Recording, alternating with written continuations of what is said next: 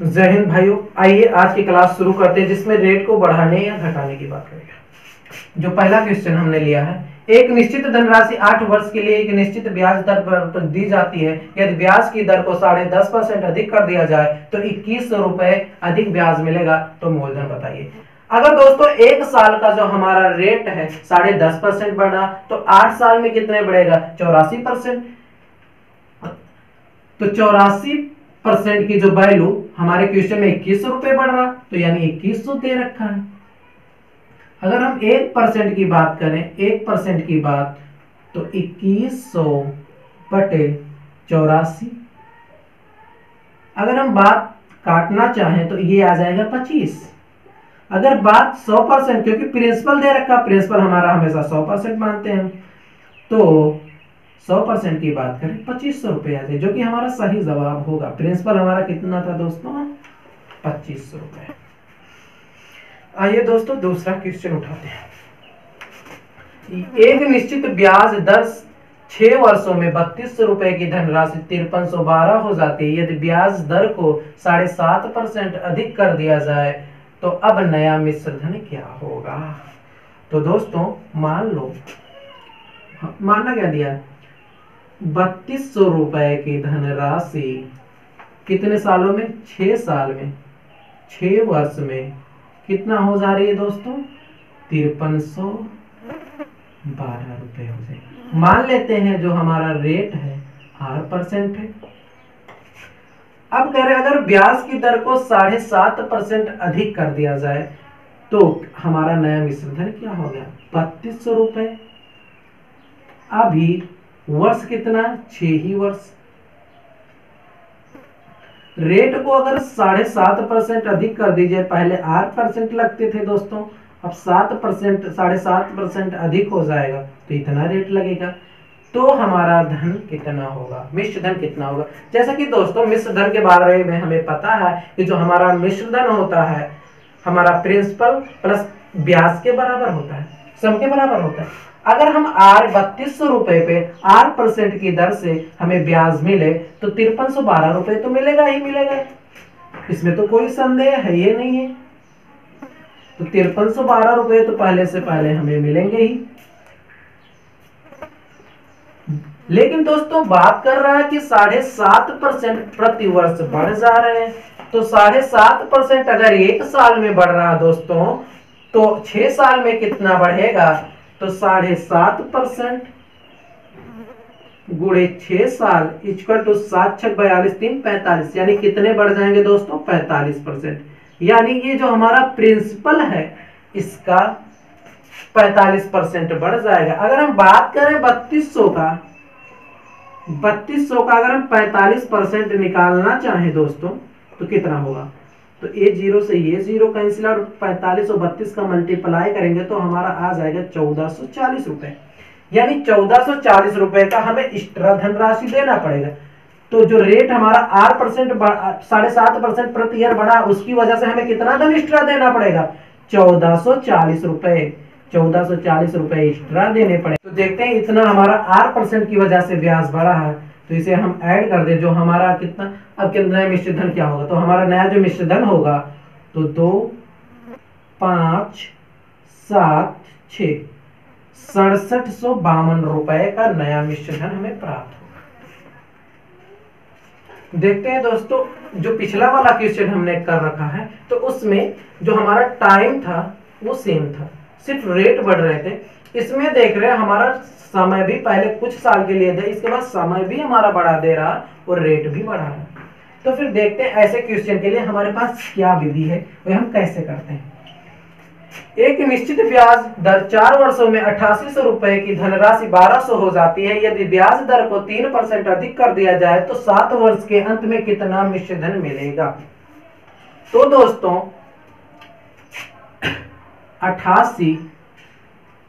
8800 रुपए की धनराशि 4 साल में, 4 ईयर में, 4 वर्ष में कितने मिल रहे हैं दोस्तों? 12000 रुपए।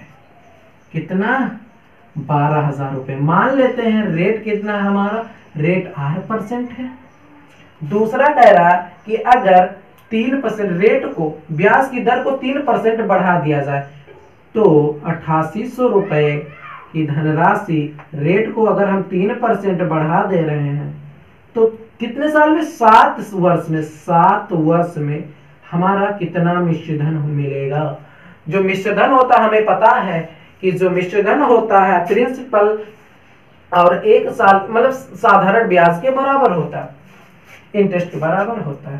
तो जो ये 8800 रुपए हैं, 88 रुपए, तो अगर रेट को हम 8% मान ले तो ये जो हमारा 88 रुपए है तो हमारा प्रिंसिपल है, तो प्रिंसिपल तो हमें अमाउंट में मिलता ही है, तो हमारा 8800 रुपए मिलेगा ही मिलेगा। प्लस अगर हम इसमें 8800 रुपए की धन को 8% ब्याज से 12000 रुपए प्राप्त हो रहे हैं तो 4 साल में, तो हम यहां से देख सकते हैं कि अगर 4 साल में हमारा ब्याज 3200 रुपए प्राप्त हो रहा है तो 1 साल में कितना प्राप्त होगा?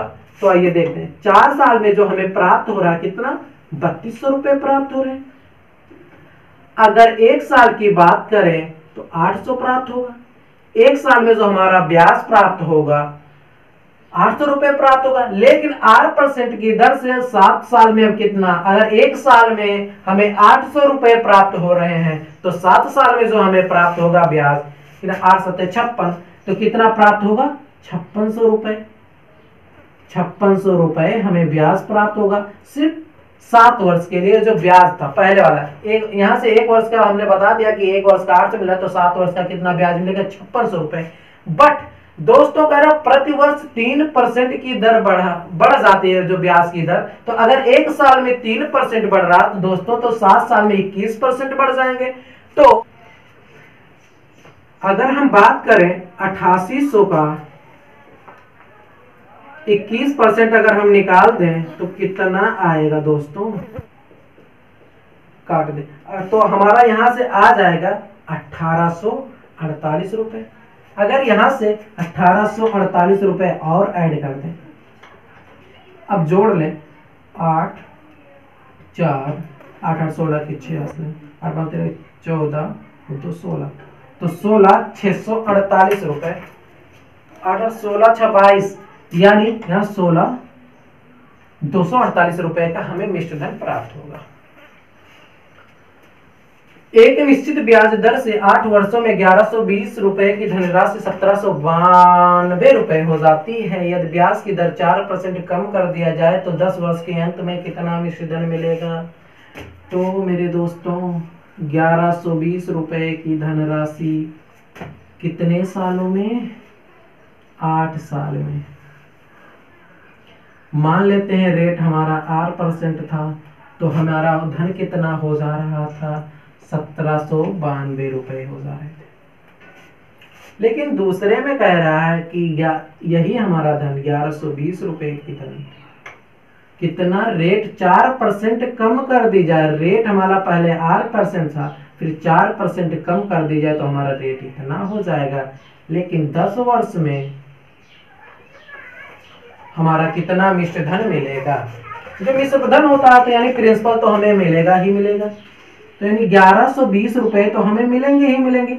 लेकिन हमारा इसमें देख रहे हैं 1120 रुपए की धनराशि 8 साल में 1792 रुपए हो जा रही है, यानी 8 साल में हमें कितना ब्याज मिलेगा? जो हमें 8 साल में जो ब्याज मिलेगा कितना मिलेगा? 672 रुपए। कितना?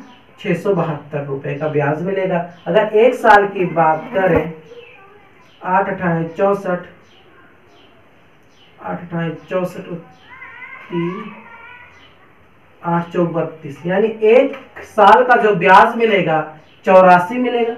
यही है ना दोस्तों? तो अगर 1120 रुपए 1 साल में, 1 साल का ब्याज हमें 84 मिल रहा, तो अगर हम बात करें 8% की दर से 1 साल में 84 मिल रहा है तो 10 साल में निकालेंगे तो 10 साल में जो मिलेगा, तो हमें 10 साल में जो मिलेगा 840 रुपए मिलेंगे। यानी 10% 10 वर्ष के लिए हमें कितना? 840 रुपए का एक्स्ट्रा धनराशि मिलेगा। तो टोटल कितना मिलेगा दोस्तों? अगर हम यहाँ जोड़ लें 0691, 1960 रुपए। लेकिन ये कह रहा दोस्तों कि 4% प्रतिवर्ष कम कर दी जाए। अगर 4% प्रतिवर्ष कम कर दी जाए तो 10 साल में 40% कम हो जाएगी, यानी मूलधन का 40% कम हो जाएगी। अर्थात अगर हम 1120 रुपए का 40% निकाल दें, ये कट जाएगा तो 100 चौके 400, 12 चौका 48, यानी 448 रुपए कम हो जाएंगे। अगर इसमें से हम 448 रुपए कम कर दें तो हमें उतना मिश्र धन प्राप्त होगा। तो 10 में -8 करेंगे तो 2 हो जाएगा। यहाँ पे 5 5 4 1 हो जाएगा, 9 9 5 1। तो हमें अगर हम रेट को 4% कम कर दें तो हमें कितना मिश्र धन प्राप्त होगा? 1512 रुपए का मिश्र धन प्राप्त होगा। दोस्तों की जैसा कि हमारा क्वेश्चन दे रखा है, यदि किसी धन पर 3 वर्ष के लिए 12.5% की दर से लगा साधारण ब्याज मूलधन से 3500 कम है तो मूलधन ज्ञात कीजिए। जैसा कि मेरे दोस्तों 12.5% की जो फ्रैक्शन वैल्यू हम सबको पता है, फ्रैक्शन 12.5% के 12 से 2% का जो फ्रैक्शन वैल्यू 1/8 है, जो कि हमारा डिनोमिनेटर होता है, प्रिंसिपल को डिनोट करता है। ये जो न्यूमरेटर वाला पार्ट होता है 1 साल का ब्याज दिखाता है, लेकिन हमारा 3 साल का दे रखा, 3 वर्ष के लिए, इसमें से 3 से मल्टीप्लाई कर देंगे तो हमारा धन कितना हो जाएगा? ब्याज कितना हो जाएगा? 3, और प्रिंसिपल कितना हो जाएगा? 8। यानी जो हमारा प्रिंसिपल और इंटरेस्ट का रेशियो जो हो जाएगा 8:3 हो जाएगा। क्वेश्चन में दे रखा है कि साधारण ब्याज और मूलधन से 3500 कम है, लेकिन इसमें जो फ्रैक्शन है कितना कम हो रखा है? सिंपल इंटरेस्ट मूलधन से कितना कम है? 5 यूनिट। अगर 5 यूनिट की वैल्यू हमारे क्वेश्चन में दे रखा है कितना? 3500। तो 1 यूनिट की वैल्यू अगर हम निकालना चाहें तो 700 आ जाएंगे। तो अगर हमारा प्रिंसिपल निकालना चाहे तो इसमें से 700 से मल्टीप्लाई कर देंगे तो 8 7 5600 रुपए हो जाएंगे। अगर हम इंटरेस्ट निकालना चाहें इसमें भी 700 से मल्टीप्लाई कर दें तो 7 3 2100, तो हमारा जो इंटरेस्ट आ जाएगा 2100। जो हमारे क्वेश्चन में पूछे आप वहां से बता सकते हैं। कोई धन 2 वर्ष में 2100 तथा 5 वर्ष में 2250 बन जाता है तो धन व दर ज्ञात कीजिए। मान लो मेरे दोस्तों हमारा धन पी रहा होगा, 2 साल में जो हमारा अमाउंट हो जाएगा, अमाउंट कितना हो जा रहा दोस्तों? 2100 रुपए। वही धन मतलब पी धन रहा होगा कितने सालों में? 5 साल में। जो अमाउंट हो जा रहा, अमाउंट कितना हो जा रहा दोस्तों? 2250 रुपए हो जा रहा है। कितने? 2250। ये जो हमारा अमाउंट होता है दोस्तों प्रिंसिपल प्लस इंटरेस्ट के बराबर होता है, लेकिन जो यहाँ पे इंटरेस्ट दे रखा है 2 साल का, 2 ईयर का, ये सिंपल इंटरेस्ट है। तो ये वाला ये भी वही चीज होता है, प्रिंसिपल प्लस इसमें 5 साल देते हैं, 5 साल का जो सिंपल इंटरेस्ट भी सम्मिलित होगा। लेकिन जो हमारा जो अमाउंट हो रहा बढ़ रहा दोस्तों 2100 से 2250 हो रहा, लेकिन इसमें बढ़ कितना रहा है दोस्तों? 150 रुपए, यानी 150 की वृद्धि हो रही। 150 की वृद्धि काहे हो रही है दोस्तों? क्योंकि यहाँ पे 2 साल का सिंपल इंटरेस्ट लग रहा था, इसमें 5 साल का लग रहा है। तो कितने साल का सिंपल इंटरेस्ट ज्यादा लग रहा है? 3 साल का सिंपल इंटरेस्ट ज्यादा लग रहा है। अगर 3 साल का सिंपल इंटरेस्ट ज्यादा लग रहा है तो 3 साल का सिंपल इंटरेस्ट की वैल्यू हमारे क्वेश्चन में दे रखा है 150 आ गया है, तो 1 साल का जो हमारा सिंपल इंटरेस्ट आ जाएगा 50 आ जाएगा। 1 साल का अगर सिंपल इंटरेस्ट 50 आ जाएगा तो 2 साल का जो सिंपल इंटरेस्ट हमें प्राप्त होगा कितना? 50 × 2 यानी 100 रुपए का। तो हमारा 2100 रुपए हो रहा है। अगर 100 रुपए हमारा सिंपल इंटरेस्ट हो गया 2 साल का, तो 1 साल का जो सिंपल इंटरेस्ट हमें मिल जाएगा। 1 साल का सिंपल इंटरेस्ट 50 मिल ही गया, तो 2 साल का जो सिंपल इंटरेस्ट हो गया 100 रुपया, तो हमारा मूलधन कितना आ जाएगा? 2100 में से 100 रुपए घटा देंगे तो हमारा मूलधन कितना आ जाएगा? 2000 रुपए। दोस्तों चाहे यहां से निकालना चाहे, यहां से अगर हम निकालना चाहे तो 1 साल का सिंपल इंटरेस्ट हमारा कितना आ गया है? 50। तो 5 साल का जो सिंपल इंटरेस्ट हमारा आ जाएगा 250, 250, 2250 में से 250 हम निकाल दें तो हमारा जो प्रिंसिपल आ जाएगा, प्रिंसिपल कितना आ जाएगा, 2000 रुपए। और जैसा कि रेट पूछ रहा है क्वेश्चन में, तो रेट निकालने का फार्मूला हमने बता रखा है कि जो रेट होता है 1 साल का सिंपल इंटरेस्ट, तो 1 साल का सिंपल इंटरेस्ट हमारे क्वेश्चन में 50 दे रखा है, और जो हमारा प्रिंसिपल है वो 2000 है। 2000 इंटू 100 कर देंगे तो यहाँ से हमारा रेट आ जाएगा। अगर इनसे करना चाहे 2 जीरो से 2 जीरो कैंसिल, इस 1 जीरो से ये जीरो, 5/2 जो होता है 2.5% होता है। तो जो हमारा रेट आ जाएगा 2.5%, और हमारा प्रिंसिपल जो आ जाएगा 2000 रुपए, चाहे यहाँ से देख ले चाहे यहाँ से, तो हमारा रेट 2.5% और जो प्रिंसिपल आ जाएगा 2000 रुपए।